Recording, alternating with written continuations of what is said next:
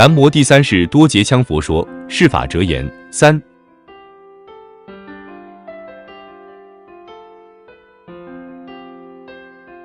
爱恨和合而生，汝爱之彼，必见之，闻之，忆之，三者必居其一也。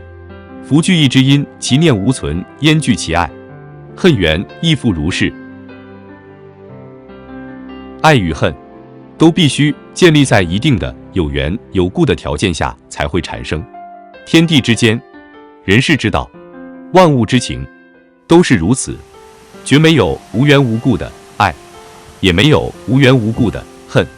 比如，如果我们没有听到过的，或者没有见到过的，或者没有意识到过的某人或某事，这三种因素或缘由，一者都不具备，那么就不可能知道此人，也就不可能有这个人的概念，或者就不可能知道这件事或者物，也就不可能有这件事物的概念。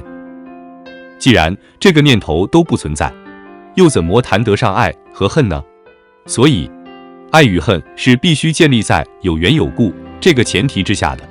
又比如，我们爱一个人，恨一个人，那么首先我们得见到过他，或者看到过他一眼，或者他的形象，或者他的态度，或者他的品性，对我们有所感受，我们才会产生出分别的心，称为和合之因，从而结爱或恨的这种果。因此，只有有缘有故，才有爱与恨。无缘无故，其念无存，自然也就没有爱与恨了。